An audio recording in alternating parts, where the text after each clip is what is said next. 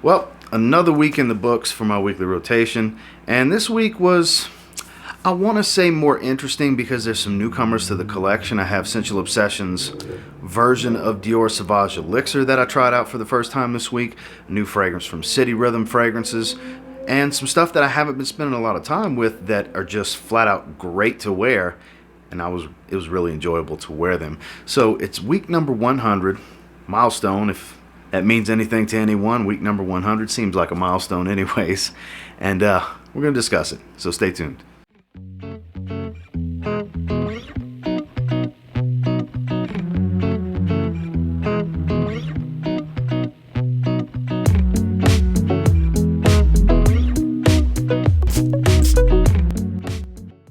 Starting with that new fragrance from City Rhythm Fragrances that I was talking about called Manhattan. So what's different about Manhattan is, even though it's a blue color juice, I wouldn't necessarily consider it a blue fragrance. I guess in a way it could fall into that category, but there's no real strong synthetics here. It's kind of a leafy tobacco. It's aromatic. There's some freshness and a little bit of fruitiness up top, but it's not by any means your run-of-the-mill blue fragrance. That's why I said I wouldn't really consider this a blue fragrance, so the juice color choice is interesting. It's definitely a signature scent-worthy type of fragrance that I think shines in the fall, into the winter, and even the spring. It's a 50% oil concentration, so it does wear a little heavy regardless of the scent profile, because it's a heavy oil concentration, so it will leave a sheen, but it just does not go anywhere. It stays and stays and stays. Longevity, performance overall is not an issue with this fragrance. I did do a first impressions video, and I'm really digging this one, I gotta say. I've worn it once so far. It was just this Sunday that I wore it. Man, it smells, it's unique, you know? It's always nice when I get something, that fruitiness just hit me. It's always nice when I get something that's unique to my collection, especially a small indie brand like this. I love exploring small indie houses, as a lot of you that have been watching me for a while know. And City Rhythm, I think some really good stuff going. Miami Tropical Seduction, whew, not going to say mind-blowing, but awesome fruity coconut rum smell. So far so good. The two fragrances that I've tried from City Rhythm are awesome. And Manhattan, definitely worthy of trying. I would say get a sample and check it out if you're looking for a tobacco fragrance that's definitely out of the norm. And then when I got out the shower, this seems to be this is like my new Nautica classic, I guess. I wear this more out the shower than anything else. Abercrombie & Fitch First Instinct Together. No stranger to the channel, especially these weekly rotation videos. Super synthetic. Super synthetic. If you're big in the niche fragrances, you'll hate something like this because it's crazy synthetic. But I really enjoy how it smells.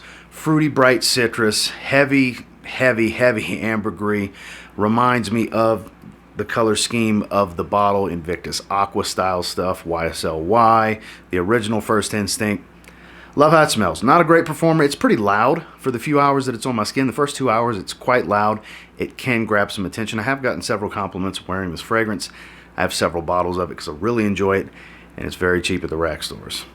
One of my favorite cheapies out there. Out the shower, First Instinct Together. Moving into Monday, this is one of those fragrances I was talking about that I got this year that I haven't been spending a lot of time with that just smell great. That being Ralph's Club from Ralph Lauren. Another blue fragrance, a lot of fresh green aspects to it. Clary sage. The lavender in here adds like a fresh herbal green appeal for the lavender. It's not your typical soapy lavender, but it is very aromatic. It's fresh. It's super mass appealing. It's very easy to like. Not a real strong performer, average performer at best, but it does smell really good. Definitely try before you buy, because if you look at the note breakdown, you may expect something else going into it than what it actually is, which is what the case was for me, because I expected a dense green woody fragrance. I bought this blindly when it released, and I'm not disappointed in my buy in any way, shape, or form. It's just not what I expected it to be. I'm sprayed again. It smells great. Smells really good. If you're looking for that one fragrance that's just going to work, you're going to smell fresh and clean, and it's decent quality, decent performance, that, you know, corner of the dresser type of fragrance. This is that corner of the dresser type of fragrance. You guys know what I'm talking about. It's during the day, Ralph's Club. And then we got the shower. I actually stuck with the brand from the previous night out the shower, Abercrombie & Fitch, only this time it's the original First Instinct, one that I haven't wore in a while. I do enjoy this line. None of them are that good of a performer. First Instinct Blue being the worst performer. That's like a 3-hour fragrance. 2 to 3 hours. I think 3 hours is being generous, but it smells incredible. It's my favorite gym fragrance. I keep it in a little 1 ounce in my gym bag. And Extreme performs really well, the Extreme version of this. But honestly, if you like the original, you'll probably like the entire line. Because it doesn't, none of the flankers shy away from the original too much. I smell the original in all of them, from Blue to Together to the Extreme. I would love to see them put a green flanker out. That would be wonderful, but who knows? I've heard rumblings of maybe this line being discontinued. I hope not, because this is like my favorite cheapy line. It really is. I love the way this stuff smells. I see them pop up at the rack stores all the time. It's this slightly boozy gin kind of smell, watery melon, aquatic type of fragrance. It's fresh, it's enjoyable, it's a little bit different. It doesn't smell like everything else, but it's also not a super unique fragrance either. But when I smell First Instinct, I can pick it out of a crowd kind of thing, because I know it pretty well. And definitely one I normally wear casually instead of out the shower, but I was just feeling like wearing it out the shower. Abercrombie & Fitch, First Instinct. Speaking of a corner of the dresser fragrance, on Tuesday, this is one of the most popular fragrances out there, especially when it comes to blue fragrances. Talking about YSLY, Eau de Parfum. This 60 ml bottle I have right here is a beast. It smells so good, it really does. It's that time of year when I want to wear the EDP. The EDT, the Eau de Toilette, is my favorite in the line. I do prefer it. If I had to only pick one, I would go with the EDT. Because during the summer, this is just too much for me. It's cloying, I like to spray my bare chest, and it's just too much in the summer for me when I spray my bare chest. But in the fall, I avoid spraying my chest with this fragrance. Now, I've learned my lesson, but it performs great. It can turn heads. It's versatile. It works for anything.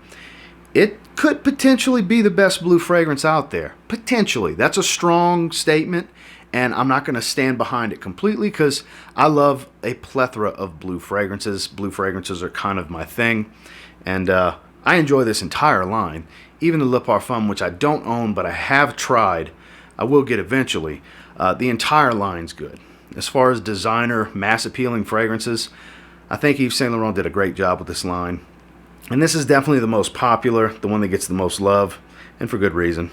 Why EDP? And then when I got out the shower, it was time for a good shave. So, as per usual, busted out the Business Over Pleasure shave set. You can see the levels really starting to drop on that aftershave. And of course, I gave myself a couple of sprays of the fragrance. You know, only fitting. I mean, it's no surprise that I like to wear my fragrance. Shocker, right? Fresh, spicy, slightly powdery iris, creamy, woody, little smoky, woody nuance, so on and so forth. Those of you that watch these weekly rotations, you've heard me talk about this plenty of times. Nothing surprising here that I went with the shave, because when in doubt, and I don't want to sit here and look through my different shave soaps and shave sets, I just roll with Business Over Pleasure, because honestly, it's the most easygoing, just like with the fragrance, most easygoing, well-rounded shave soap and aftershave splash that I have. And then of course, since I have the fragrance, obviously, I give myself a few sprays of that. So it's, for, you know, no pun intended, really, it's the most pleasurable shave that I have of all my different shave soaps and aftershave splashes. So it was time for a good shave, and out the shower, I went with Business Over Pleasure shave soap and splash. Gave myself a few sprays of the fragrance. Moving into Wednesday, this is one of those Azzaro Pour Homme flankers that's kind of forgotten, doesn't get a whole lot of love. One that I really enjoy that I just haven't worn in a long time. I'm talking about Naughty Leather. Part of the set that includes Ginger Lover, Amber Fever, and Wild Mint, which Amber Fever is the only one I don't have. I need to complete this collection one of these days. Man, and for the fall, moving into the winter, oh, I forgot hot pepper as well. I have hot pepper. For the fall and winter, this is probably the best because it's the sweetest, most leather forward of the collection. I say that I don't have Amber Fever, so I kind of can't really say that. But hot pepper, I love my spices in the fall, probably the best for this season, but this one works really well also. I was in the mood for something a little bit sweeter. This has more of a soft leather. It's not real edgy and in your face, and it's not overly sweet. It's not too much vanilla. There's a little bit of a green aspect. There's a little bit of spice here. It's only a 3-note breakdown, but I feel like there's a little bit more going on here. Performs great. Another one, great attention grabber. I did get a compliment besides my wife, technically, so 2 compliments the day I wore this, and you can still get these really cheap. It's a solid fragrance. The whole collection is, really. Zaharoff Naughty Leather. Then we got the Shower. This is one of my all-time favorite fragrances ever. This is kind of the game changer for me back in the early 2000s. What really made me get more into fragrances was Dolce & Gabbana Light Blue, the original. This is my little 40 ml bottle. I have been through a gift set in the past, and I had got this really cheap on clearance at Marshall's quite a while back, and I've slowly been working my way through this 40 ml. It's one I'll always have a bottle of. Once I finally work my way probably halfway down, I'll get my hands on a 4.2 ounce or maybe even a 200 ml, who knows, because it's one I'll always want to have sprays of because I just randomly get in the mood for it. And these days, especially in the cooler months like this, when I get a hankering for it, I like to spray it out the shower. My freshies kind of move to when I'm just sitting around in the evenings, whereas I wear the more dense, spicy fragrances, sweet fragrances, and so on during the day.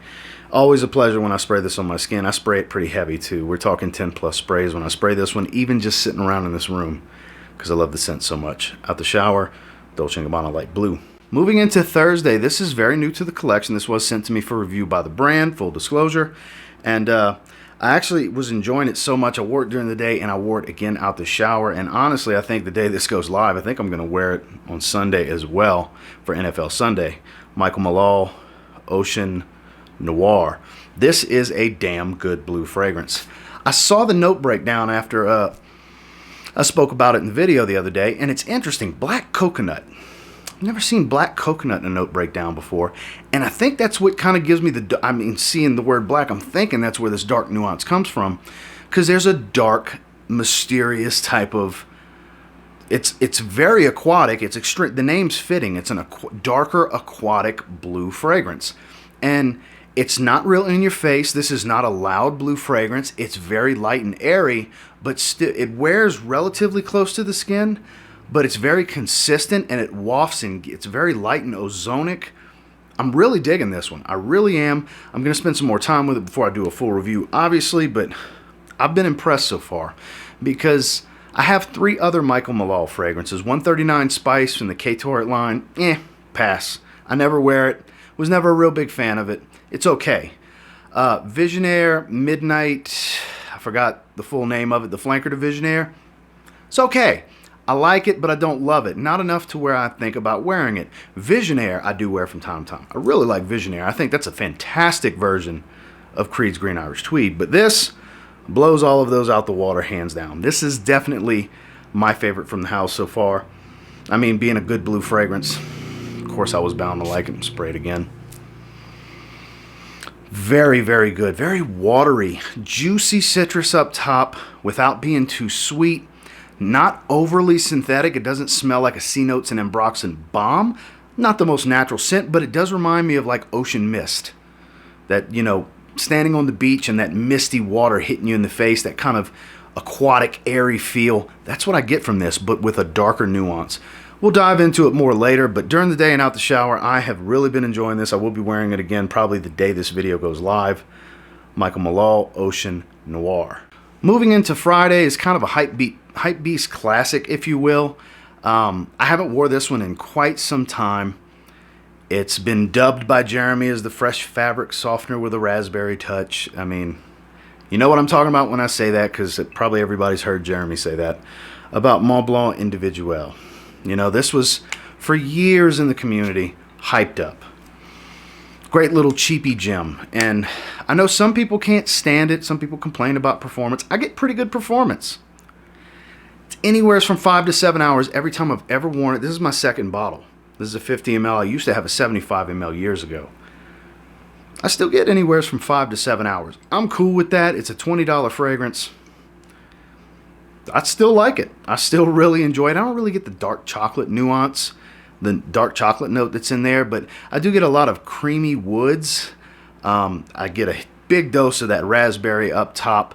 It's airy. It's got a little bit of a fresh spice nature to it, but I mean, if you watch fragrance videos on YouTube, you've heard about this one before at some point from someone, if nothing else from Jeremy.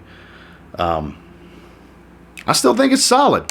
That's why I call it a Hype Beast classic, because this is one of the all-time Hype Beast fragrances in the fragrance world, here on YouTube, on social media, in the community.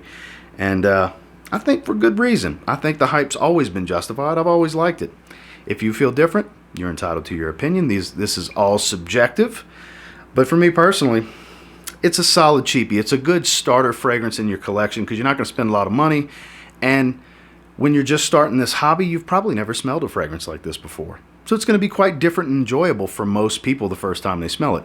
I know it was for me personally.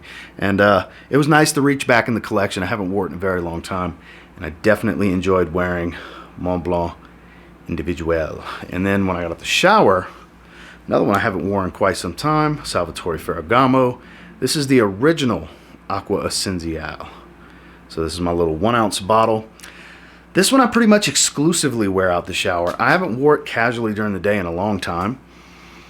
And this is kind of like taking Bleu de Chanel Eau de Toilette and pulling the incense out. Is the easiest way for me to describe it. It smells most similar to Bleu de Chanel minus the incense. It doesn't have that incense nuance to it. Solid fragrance. I know this is some people's favorite in the line, much more so than my personal favorite, Acqua Essenziale Blue. Colonia is an acquired taste, because you have to like that older Italian style cologne type of smell, zesty bergamot, vetiver, so on. I enjoy it. I have all three, but this one is probably my least favorite of the three, honestly, and it's the one that I wear the least. During the summer, I like to pull Colonia out once in a while, and this time of year is when I like to pull out Acqua Essenziale Blue. But at the shower, I was just in the mood for it. I saw it on my shelf, grabbed it, said why not, gave myself a few sprays out the shower. Acqua Essenziale, Salvatore Ferragamo. Finally, on Saturday, this is that clone from Sensual Obsessions I was speaking of in the beginning of the video. This is called Wild Thing Elixir. Batch 1, there's 2 batch variations that Kevin created. Batch 1 is most closely related to Sauvage Elixir. Batch 2 has more of the original Dior Sauvage Eau de Toilette's DNA in it. So they're kind of 2 different takes on the fragrance, but this is the one that's, I'm not going to say 1-to-1, but a damn good clone of Sauvage Elixir. I did enjoy, earlier today was when I wore this. I did enjoy wearing this very, very much. If you're looking for an affordable way to still get the performance and still get, the way I described it in my first impressions video was like 75-80% of the opening, and then around 90%, maybe even a little more, of the heart and dry down of Sauvage Elixir. This stuff, it really is good.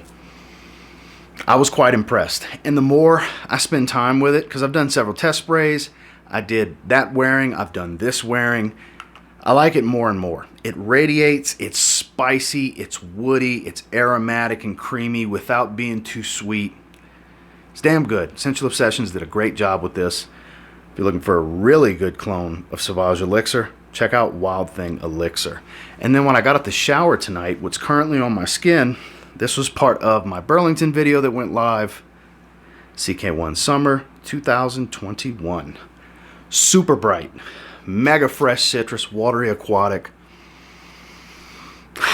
The ambroxan in here is a little sharp, going with that tart, astringent type of citrus. This is bright. This is joyful and invigorating and energizing and uplifting. It's all of those things that you would expect from a bright, sharp, super fresh fragrance.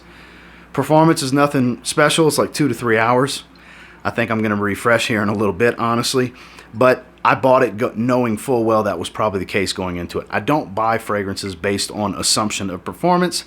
I buy fragrances based on how I'm expecting it to smell with a blind buy, or if I've smelled it before, I buy off of scent. Yes, performance is very important. I understand that. I'm not knocking performance.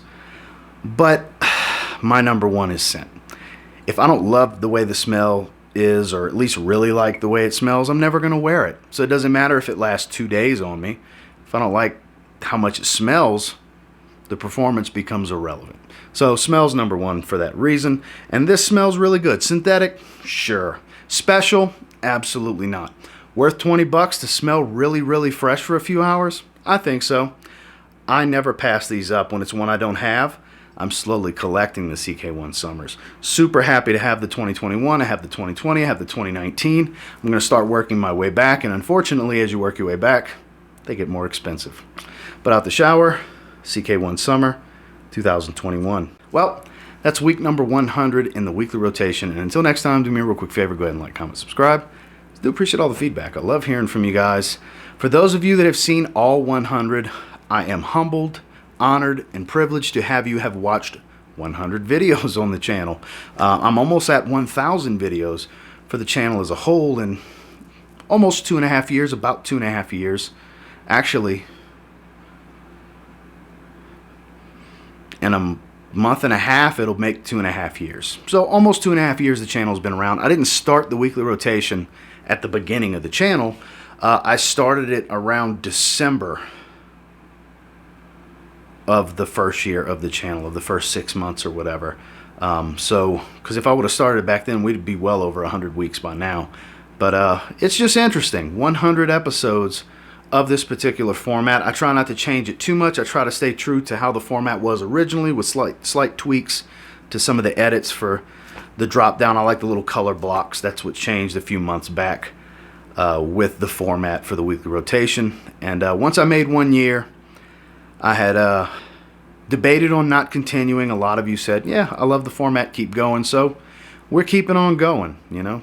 I love discussing fragrances, so why not discuss what I wore throughout the week, every week, for those of you that want to watch it. I keep on doing it, and I appreciate each and every one of you. And until next time, I will say if you get your hands on any of the fragrances I wore this past week, week number 100, and you give them a spray now, who knows? You might end up thanking me later. Have a good one, guys.